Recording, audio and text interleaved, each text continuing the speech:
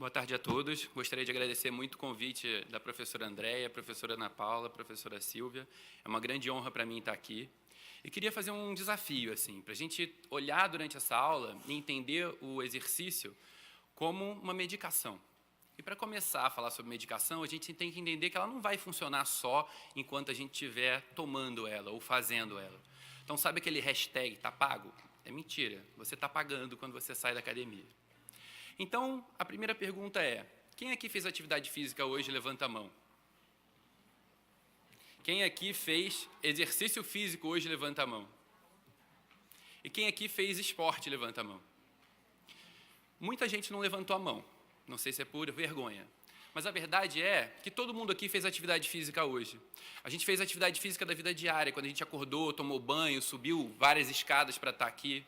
Quando essa atividade física é programada e progressiva, aí a gente chama de exercício. E quando esse exercício tem um objetivo competitivo, a gente chama de esporte. Por que é importante entender isso? Porque uma vez que a gente entende que é um caminho progressivo, a gente está falando num aumento de dose. E a gente está falando de mecanismos moleculares dentro da célula completamente diferentes. Então, enquanto a via molecular do exercício aeróbico é via MPK, que vai bloquear, vai estimular a PGC1-alfa e aumenta a oxidação de gordura, a via do exercício de resistência vai estimular a KT, vai bloquear o FOXO, que é uma enzima que leva ao catabolismo, e vai estimular o anabolismo. Ou seja, é exercício, mas tem mecanismo molecular de remédio. Depois, a gente olha logo para as diretrizes e a gente se pergunta: o que as diretrizes, então, falam na atividade física para a prevenção do câncer de próstata? E aí, as diretrizes vêm sempre com informação do tempo do exercício, mas também vem claro falando, exercício de moderado a vigoroso. Fala em exercício, atividade física, e também fala fazer de 2 a 3 vezes exercício de resistência. Também fala em flexibilidade. Por que ele enfatiza isso? Por que a gente vai ajustando essa dose? Então, veja, qualquer esforço que você fizer vai levar um impacto dentro da sua célula. Mas o exercício físico, ele precisa levar o teu organismo a um desequilíbrio. Então, ele é um estímulo que leva o organismo a um desequilíbrio. Quando você descansa e se alimenta propriamente, o seu organismo consegue se adaptar e ele vai se recuperar num estágio melhor do que ele estava antes. Mas se a adaptação não for eficiente, ou seja, você não comeu o que precisava ou não descansou o tempo que precisava, o organismo não tem tempo de melhorar. Então, lembra, é igual remédio. Se exagerar na dose, pode ser que não dê certo também. Se faltar descanso, pode ser que também não dê certo. Agora, se for melhorando direitinho, pode ter cada vez melhora, e é isso que um atleta busca. Então, seja um atleta, ou seja teu paciente do consultório, seja uma pessoa que está dentro da UTI, a pergunta sempre é: a curvinha azul é o exercício perfeito. É um estímulo que leva a um desequilíbrio, ele se adapta e fica melhor. Já o verde tracejado é a pessoa que fez menos exercício do que deveria. Ou seja, ele não evolui porque o estímulo não está sendo suficiente. E o vermelho é o contrário, o estímulo está sendo demais. Esse estímulo pode ser alguém que ficou viciado em academia, ou pode ser um paciente que está lá dentro da UTI, que tem uma doença altamente inflamatória e o paciente não tem tempo de recuperação eficiente. Ou seja, para falar de exercício, a gente precisa entender a alimentação, a gente precisa entender quem está fazendo a alimentação e a gente precisa de planejamento. Então, fazendo esse pequeno preâmbulo, a gente vê que o exercício realmente é uma polipílula, como esse artigo sugere. Então, essa figura que chega a assustar são milhares de mecanismos de ação, todos causados pelo exercício. Ele tem capacidade de agir no cérebro, na massa muscular, na próstata, e aí parece que exercício é uma coisa linda, né? E aí a gente chega no consultório. Aí o João chegou lá no meu consultório, 65 anos, com obesidade, e o irmão com um diagnóstico de câncer de próstata. Ele é advogado da Lava Jato. Aí ele falou assim: posso te ajudar? Como é que você veio aqui? Ele: eu vim porque o urologista me mandou vir aqui. Talvez porque o irmão tenha câncer de próstata. O doutor, é o seguinte, eu sou sedentário, eu preciso perder peso e fazer exercício. Você fala: mas você gosta de fazer exercício, João? Odeio. E aí você leu toda aquela beleza e ele falou que odeia. Doutor, e tem mais, sabe aquela sensação que as pessoas têm quando acaba o exercício, aquele bem-estar? Nunca tive. E aí? Como é que você vai fazer para ajudar o João? Você não vai adiantar gritar para ele fazer mais exercício. Você precisa de ferramenta e você precisa entender quem é o João para argumentar com ele. Então, uma das maneiras que eu faço de orientar o paciente a pensar como será que ele chegou até aqui, o que ele já pesquisou. Então, esse é um artigo científico de 2018, publicado na revista European Urology, que mostra só publicações feitas num local bastante científico, o YouTube. E aí mostrou que tem 1,3 milhões de visualizações. E aí os autores, todos profissionais de saúde, foram avaliando a qualidade da informação. E veja bem, quanto pior a qualidade da informação, mais curtida tinha, mais visualização tinha. Então o João chega desinformado. E aí, será que a gente vai conseguir informar o João ou não? Então a frase do Einstein é muito boa, né? Mesmo que seja o que é certo, nem sempre é popular. E o que é popular, nem sempre é certo. Então a gente precisa da informação para ele avaliar e passar acima do que está ganhando muito like ou não. Então os artigos vão falar, por que o João é emblemático? Porque ele é um paciente negro, um paciente com 65 anos, com história familiar de doença de próstata. Então ele é um cara que está com risco maior. Além disso, ele é obeso. E aí, veja, as diretrizes ainda estão falando de obesidade pensando só em IMC. Mas lembra, a gente ainda tem que ver composição corporal, olhar para músculo, olhar para gordura. Mas o fato é, relação inversa entre realizar atividade física e a prevalência de câncer de próstata. E mostra que os trabalhos há mais de 3 décadas, a maior parte deles, é verdade, observacionais, mostram que quem faz mais exercício evolui com uma diminuição da prevalência de câncer de próstata. Aí você vai perguntar para o João, João, você tem essa história familiar de câncer de próstata, mas você tem outras doenças familiares, por quê? Porque você quer saber como argumentar para que ele faça exercício. Porque ele já falou que odeia, então você tem que fazer, pelo menos, ele ficar com medo de ter alguma coisa para começar a fazer exercício. Então, o câncer de próstata não é exclusividade dele a relação com o exercício. No site do governo americano, que passa informações para a população em geral, mostra a correlação de câncer, a correlação da obesidade, da inatividade física com câncer de esôfago, câncer de pâncreas, câncer de mama, como a doutora Andréia falou. E aí você mostra essa figura para o João. Olha quanta coisa você está em risco. A obesidade aumenta a chance de você ter essas doenças. E se você perder 1% do seu IMC, se você perder 1 quilo, você diminui muito a chance de ter a prevalência de outras doenças. E aí a gente começa a dar mais informação para ele olhar. E aí por que ele tem que entender qual é o impacto da gordura nessa relação entre saúde e doença? E aí a gente vai entender o João e vai entender toda a fisiologia do exercício. Então o tecido gorduroso, ele não está só sendo uma reserva de gordura. Ele é uma fábrica de hormônios e a gente dá o nome para o hormônio produzido no tecido gorduroso como adipocina. Assim como a gente dá o nome do hormônio produzido pelo músculo de mioquina. E aí, o tecido gorduroso consegue produzir interleucina 6, TNF-alfa, tem uma exigência do organismo ter que produzir mais insulina. Tudo isso leva a uma dificuldade do macrófago funcionar perfeitamente. E, principalmente, o macrófago natural killer, que é responsável por não deixar e é diretamente ligado na etiologia do câncer de próstata e de outros cânceres também. Precisa perder muito peso? O João precisa virar modelo? Ou seja, é tudo ou nada que você precisa argumentar com ele? Não. Paciente que perde de 5% a 10% do peso, que é uma perda de peso modesta, já diminui com melhora da pressão arterial, melhora com triglicerídeo menor, diminui a hemoglobina glicada e diminui a insulina também. Por que a insulina é importante? Porque ela está diretamente ligada na fisiologia também do câncer de próstata. E não só o exercício é um remédio que está agindo durante, mas ele age depois que o paciente falha e depois que o paciente para de fazer o exercício, e a gente descobriu, então, a epigenética. Então, o que é epigenética? Aqui está o cromossomo X. Aí você vai desnovelando ele, desnovelando ele, desnovelando ele, e a gente chega aqui nesses complexos, que são complexos de Stoner. Esses complexos de Stoner, eles são responsáveis por mostrar qual parte do DNA vai ser replicada e qual parte não vai ser. Então, veja, quando a informação está aqui no meio, é mais fácil replicar. Quando ela fica mais ligada ao complexo da histona, ou seja, através de metilação e desmetilações, fica mais difícil. O que provoca metilação e desmetilação? O exercício físico. Então, o exercício é muito além da caloria que você está olhando, é muito além daquele corpo esbelto, muito mais no meio do caminho, você vai dando mais informação para o teu organismo ter mais saúde. Mas vamos focar mais, então, no câncer de próstata. Então, está lá, o exercício no câncer de próstata. Um grande impacto que ele tem é diminuir a gordura. Se ele diminuiu a gordura, ele diminuiu diretamente o impacto sobre a insulina. Porque o indivíduo que tem menos gordura corporal, tem uma massa muscular mais saudável, vai precisar de menos insulina. A glicemia pós-prandial é diretamente ligado a essa saúde muscular. E aí o que acontece? Ele diminui a glicemia, diminui o GF1, diminui a SHBG, diminui a testosterona, diminui ou modula, melhor dizendo, testosterona e dihidrotestosterona. Então, reduzir a gordura corporal diminui essas adipocinas inflamatórias, mas tem uma adipocina que é inversamente proporcional, que é a adiponectina. E a adiponectina tem um papel importante na fisiologia do câncer de próstata também.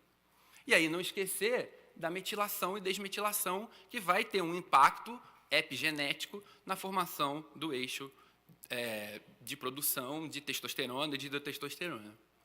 Outra informação muito importante também é essa função sobre os macrófagos. Então, quando você diminui a gordura corporal, é como se você diminuísse o estresse sobre o macrófago e quem está menos estressado trabalha melhor. Esse macrófago, qual é a função dele? Não é matar as células deficitárias? Então, ele consegue trabalhar melhor e essa talvez sejam as fisiologias que explicam.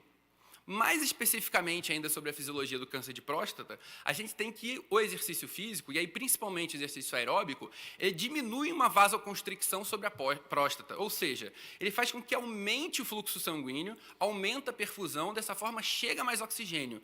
Ao chegar mais oxigênio, você diminui a correlação dessas zonas de hipóxia, que tem uma alta correlação principalmente com cânceres mais avançados de próstata.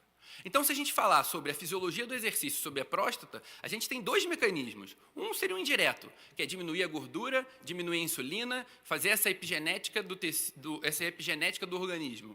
A outra seria mais direta, então, diretamente sobre a próstata, levando a maior perfusão, a melhor concentração de oxigênio de fluxo sanguíneo. Então, entendeu por que o exercício é tão interessante? O músculo, ele não age só onde ele está.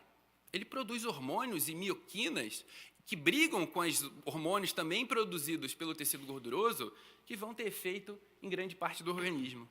E toda vez que você olhar um artigo que se propõe a avaliar o músculo, preste atenção, sempre em algum lugar ele está mostrando o papel dos macrófagos. E aí, por isso, uma correlação tão alta com o câncer. Mas beleza, então vamos fazer exercício? Qual que eu vou fazer?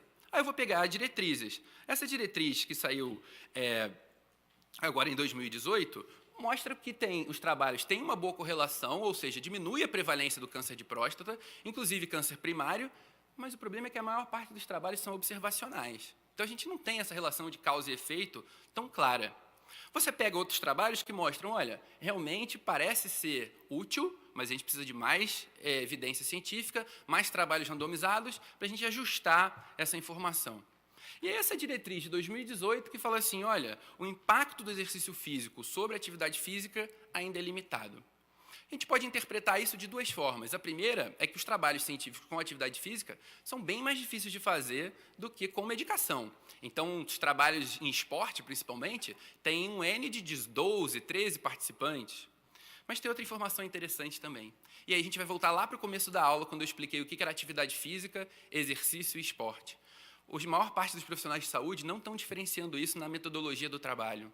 Ou seja, esse trabalho aqui, que talvez seja o maior trabalho realizado com a prevalência de câncer e atividade física, reuniu 88 mil pacientes em 19 coortes, mas só mostrou impacto científico quando mostrou a atividade física e mostrou exercício ocupacional. E aí o que ele definiu na metodologia como exercício ocupacional foi ter na metodologia ou no título do trabalho explicando qual era o exercício.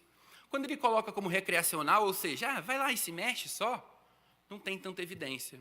Então, será que vai lá e se mexe só tem o mesmo impacto num atleta para um não atleta? Numa pessoa totalmente sedentária para outro que caminha uma vez? A gente não tem essa resposta, porque a gente não está medindo, a gente não está respeitando o exercício como o efeito molecular que ele tem. E aí lembra, exercício moderado é vigoroso, é a recomendação da diretriz. Fazer exercício de resistência. O que é esse tal de exercício vigoroso? O que é exercício moderado? E a gente muda de diretriz, diretrizes mais específicas vão falar, atividade física numa caminhada mais rápida. E aí ele coloca mais do que 3 metros. Depois bota exercício em torno de 6 metros. O que é esse tal de MET que aparece? Então, MET é uma sigla, que significa equivalente metabólico. Então, a metabólica equivalente task. Se eu ficar sentado nessa cadeira aqui e avaliar a minha capacidade de utilização de oxigênio, a um homem sentado tem uma absorção de 3,5 ml oxigênio por quilo por minuto. E isso é igual a um MET. Quando você propõe que uma pessoa faça um exercício como uma corrida, ou uma bicicleta, ou pedalar, você correlaciona isso comparativamente com o MET. Mas isso é uma aproximação, gente. Falar por MET é totalmente diferente, porque se você é uma pessoa que corre e vai fazer um exercício de bicicleta, o seu gasto é diferente. Então, a gente precisa ter mais ajuste para entender, além do MET, como que funciona. E aí entra a função da ergospirometria. A ergospirometria é um teste que você pode fazer na esteira ou na bicicleta, vai aumentando a intensidade e você vai puxando mais oxigênio. Aumenta a intensidade, você puxa mais oxigênio. E aí chega num momento que é o VO2 máximo. A partir desse VO2 máximo, a gente vai definir se o exercício é leve, moderado ou vigoroso. Mas é para aquela pessoa, naquele momento, com aquela capacidade atlética que ela tem. Então, se a gente for correr com um Bolt aqui, nem a gente nem ele está fazendo exercício aeróbico. Por quê? Não dá tempo do oxigênio chegar na célula. Então, esquece esse PGC1-alfa. Ele vai estar agindo por um outro caminho. Mas eu tenho que fazer aeróbico? Eu odeio. O João é chato, né? Ele falou isso. Não posso fazer musculação?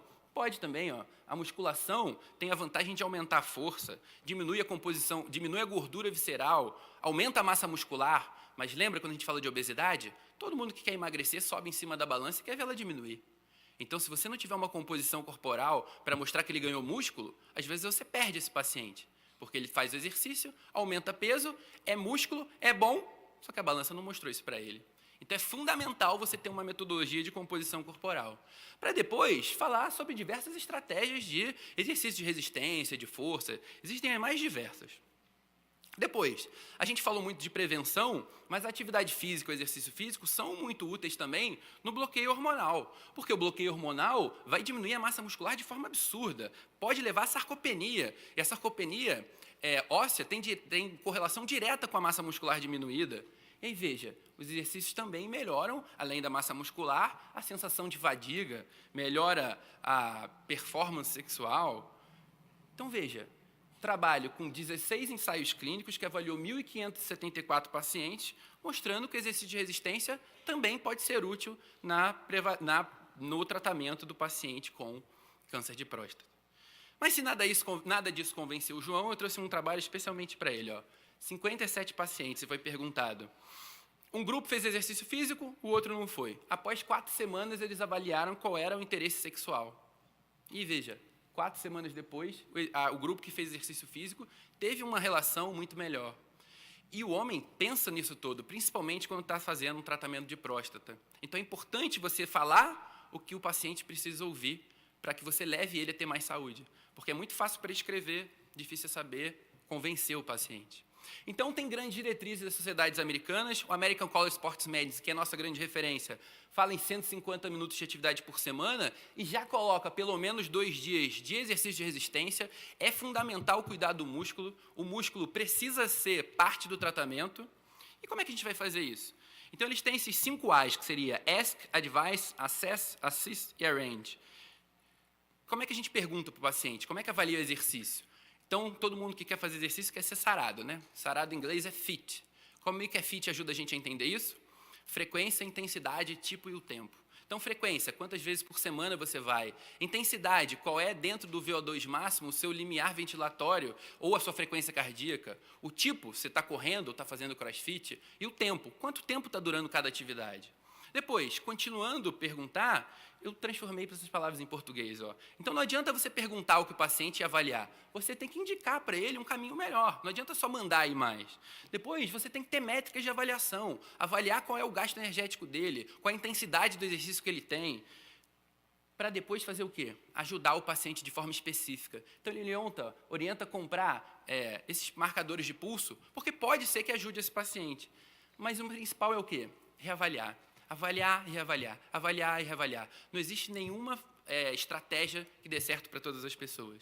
A gente precisa incluir profissionais de saúde que falem sobre exercício físico, seja o médico do esporte, seja o professor de educação física. A gente precisa ter um atendimento interdisciplinar, como o Dr. Diogo Toledo enfatizou bem hoje para mim, que todos precisam entender a área dos outros para que possam trabalhar juntos.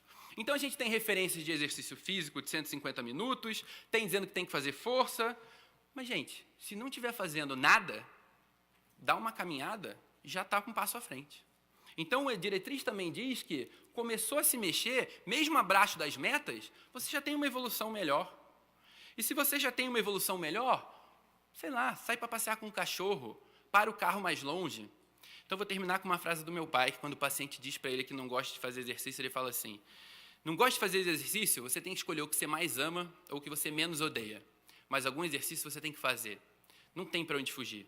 Então, queria terminar fazendo um convite para discutir mais nutrologia aqui em São Paulo e fazer uma propaganda da pós-nutrologia aqui do Einstein, que eu estou muito orgulhoso de coordenar junto com o professor Diogo, com a doutora Andréa, com a doutora Silvia, com a doutora Ana Paula. Vai ser um grande prazer participar e debater muito mais. Muito obrigado.